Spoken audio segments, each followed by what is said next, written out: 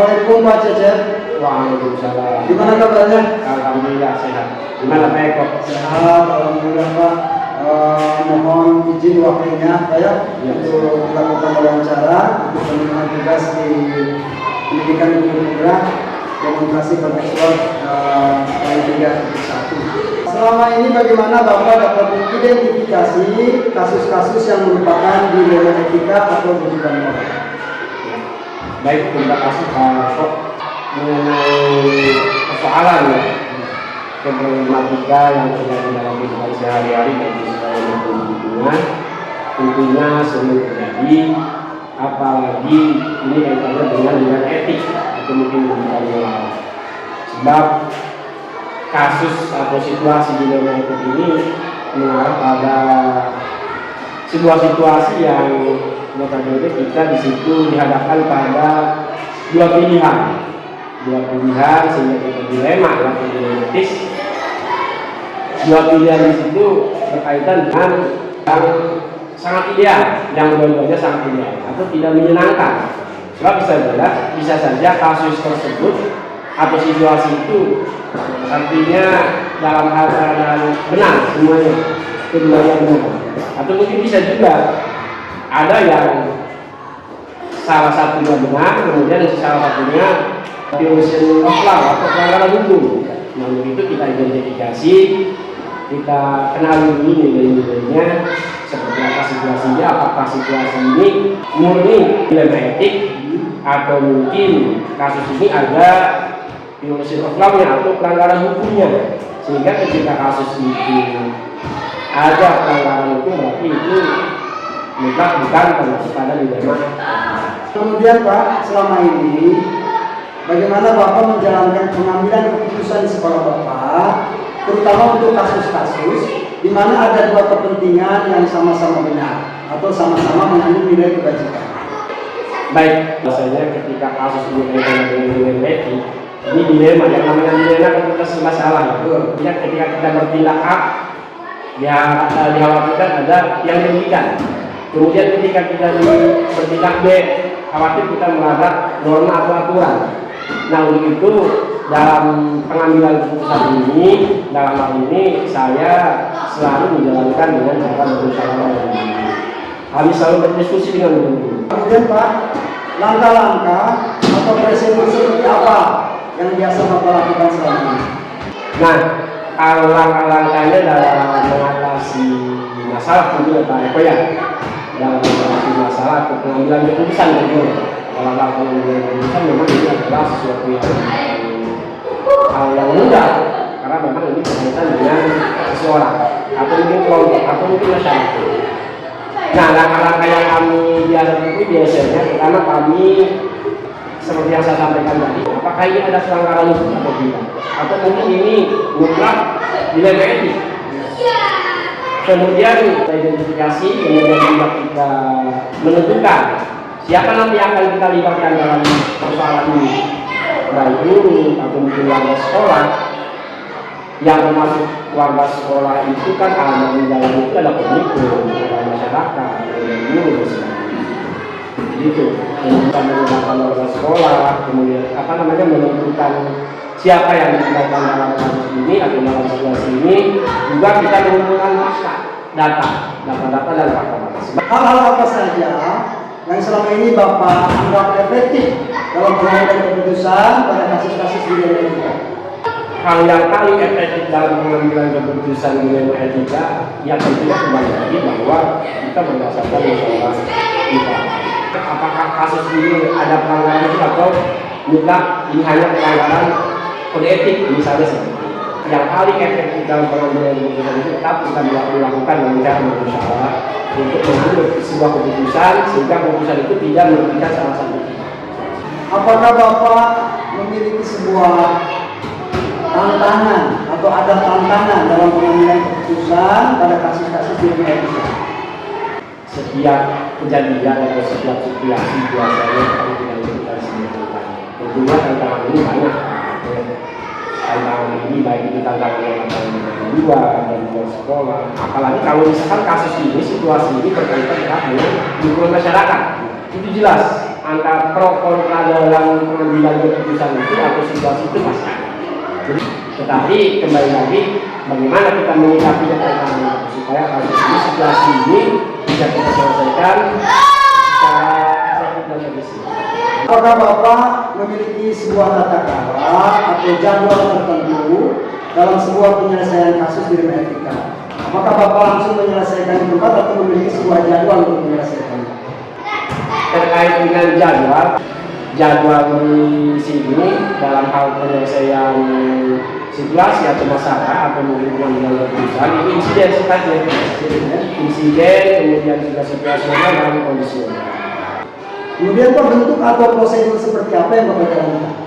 Dalam pengambilan keputusan prosedur yang biasa kami jalankan seperti tadi kita mengurangi nilainya, kemudian juga akan menentukan siapa saja nanti yang akan terlibat di situ, kemudian mencatat uji tanggal atau uji kebenaran, uji legalnya, uji fungsinya dan sebagainya. Kemudian Pak, adakah seseorang atau faktor-faktor apa yang selama ini mempermudah atau membantu Bapak dalam pengambilan keputusan dalam kasus-kasus di rumah etika? Tentunya dalam pengambilan keputusan ini kita tidak bisa dilakukan seorang diri, tetap kita juga harus melibatkan beberapa elemen, beberapa pihak, baik itu terutama ketika kita berbicara di sekolah, tentunya kita harus melibatkan warga sekolah. Kadang-kadang itu ada dilema investigasi dilema itu misalnya begini, ketika persoalan itu sudah terjadi, itu biasanya muncul ada solusi yang timbul dari diri sendiri. Iya, solusi baru lah, boleh katakan solusi baru. Karena tetap kita harus mengambil hasil daripada kesepakatan yang disepakati oleh rekan. Dari semua hal yang telah Bapak sampaikan dalam wawancara ini, pembelajaran apa yang dapat Bapak petik dari pengalaman Bapak saat mengambil keputusan di luar negeri? Pembelajaran yang dipetik tentunya pengalaman. Nah di situ ada dituntut sebuah keberanian dalam pengambilan keputusan. Jadi pembelajaran yang saya cerna dalam hal ini adalah kita dituntut untuk belajar berani mengambil sikap, kemudian kita mengambil keputusan. Terima kasih Pak. Baik, waktunya sudah mau melakukan wawancara dengan saya tentang pengambilan keputusan berbasis nilai-nilai kebajikan, terutama dalam kasus-kasus pidana etika. Kali ini saya ucapkan terima kasih. Sama-sama. Selalu buat Bapak, semoga kepalanya tambah lagi, tambah hebat. Amin. Terima kasih ya Pak ya. Siap. Sukses Pak Eko. Salam sehat buat semuanya.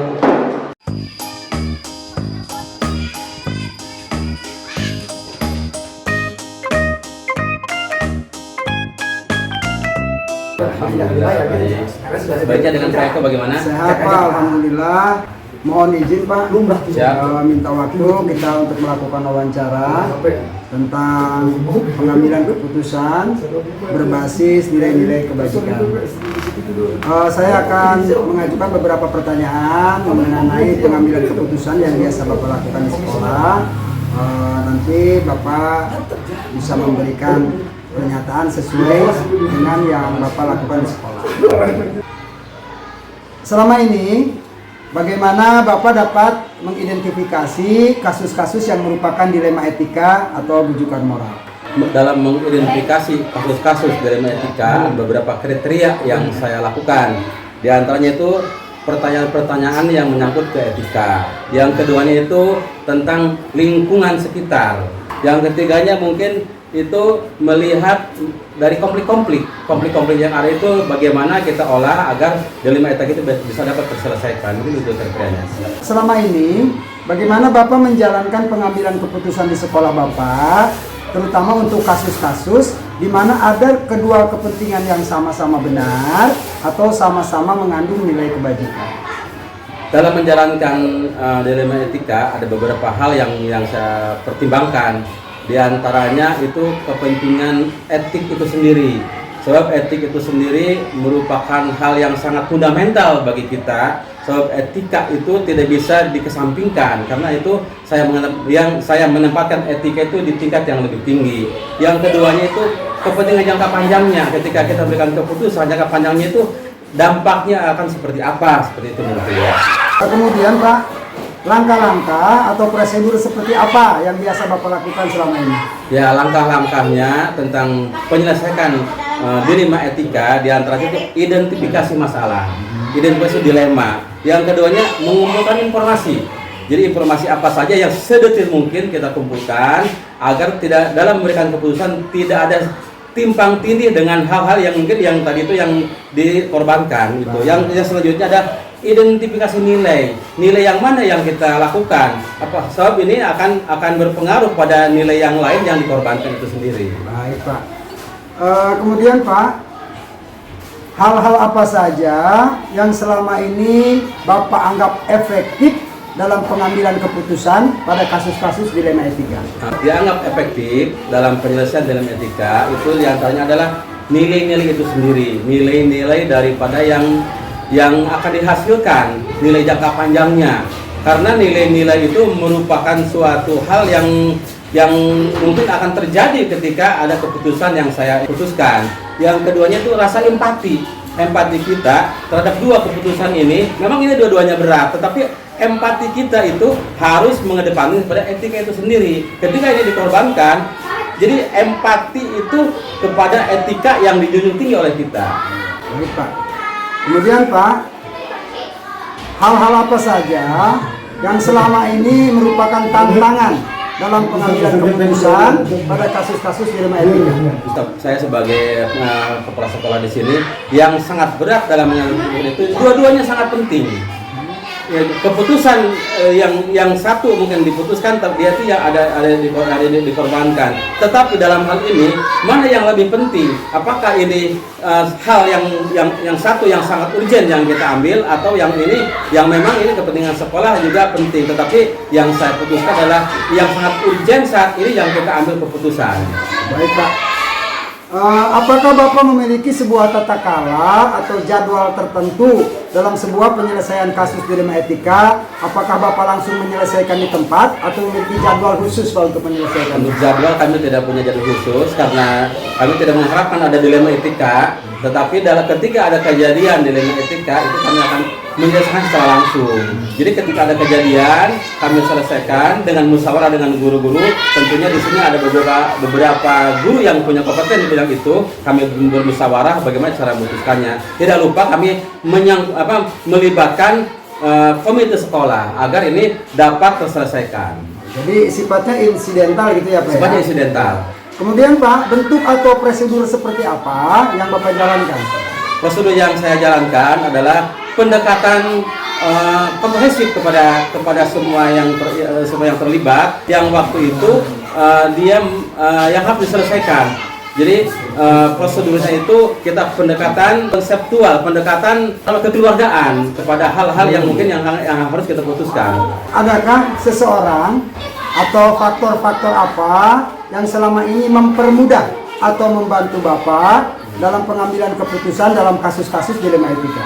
Alhamdulillah selama ini rekan-rekan guru juga yang membantu saya dalam menyelesaikan kasus-kasus etika seperti ini. Saya juga tidak bisa bekerja sendiri, tetapi dengan guru-guru yang ada, kami selalu hadapkan hal-hal dilema etika ini dengan musyawarah bersama bagaimana cara memutuskannya. Sebab dalam keputusan ini ada hal yang dikorbankan sehingga kami harus putuskan bersama.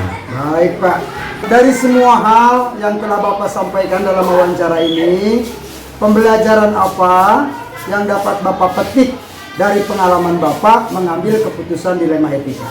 Yang mungkin menjadi pembelajaran bagi saya di sekolah ini merupakan hal-hal yang luar biasa dalam hal pengalaman dalam penyelesaian, pengalaman dalam ada kasus-kasus etika. Jadi ini merupakan pengalaman yang sangat berharga bagi saya ketika ada penyelesaian hal yang seperti ini.